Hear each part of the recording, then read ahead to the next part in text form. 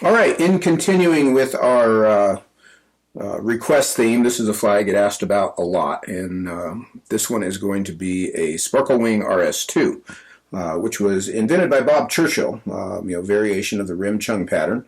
But this one has got a sparkle wing and just tied a little bit differently than the standard version.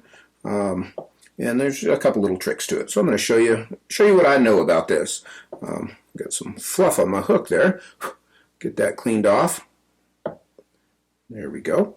So what I'm going to do is I've got a size 18 Tiemco 101, so that's a ring eye dry fly hook.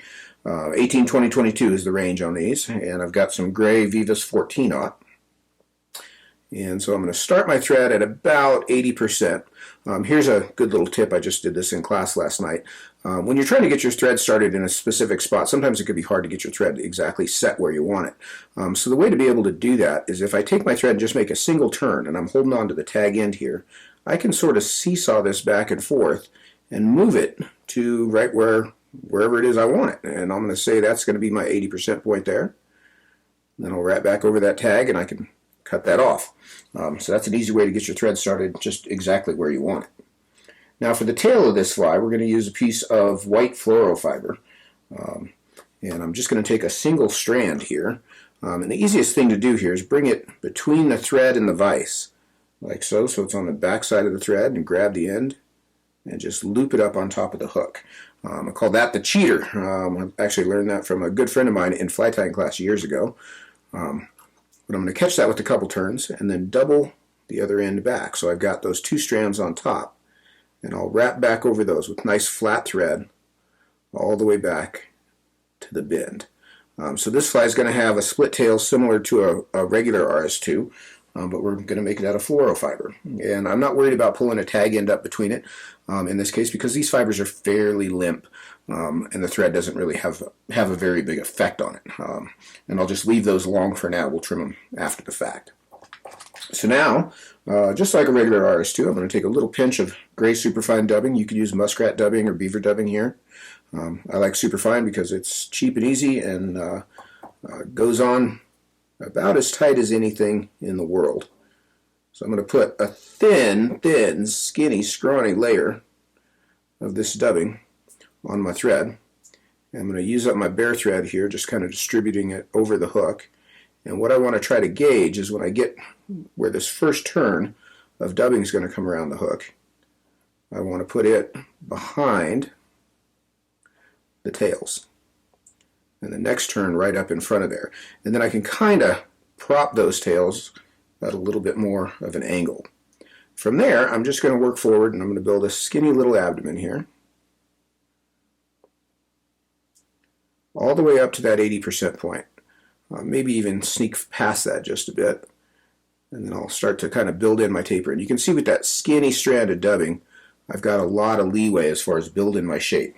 If you look at that in relation to the shank of the hook, the diameter of the shank of the hook, really didn't fatten it up much. I kept that pretty skinny. I like these flies to be thin. Anything that's supposed to be a small mayfly, Colorado style pattern should have a pretty skinny little body. Very rarely do you want chunk on it. All right, now we're to the wing part. And the wing, I'm going to use some mini flat braid. This is a pearl braid, and it's flat like a ribbon. And what I'll do here is I'm going to take a piece and fold it into a loop, like so. So I just made a little loop there. And I'm going to lay that in on top of the hook. And I treat this very much like the wing case on a hare's ear. I'm going to measure the end of the loop back to just about 50-50 on the hook. And I'll hold it in flat and get a turn or two around it, kind of anchor that down, and decide if that's the length I'm looking for. And I'd say it is. So now I'll come in and trim these front ends out with the very tips of my scissors. And you just want to make sure that they're behind the hook eye. You don't want anything sticking out in front of the hook eye there. And then I'll anchor that down in place. Now I'm going to come in with just another tiny bit of Superfine.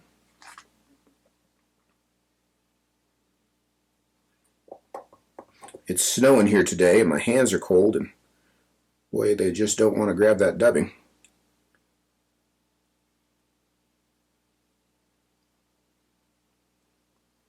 All right, another tiny little bit of dubbing. And in this case, I want to start just behind my index point, which is pretty small on this fly.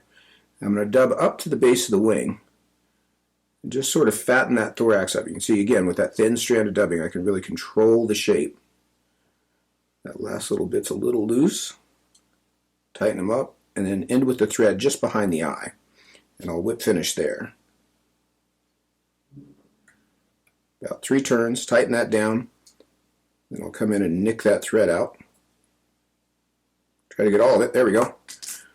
And then I'll usually kind of puff that wing up a little bit. You can kind of take some of the twist out of the braid, makes a little bit puffier wing.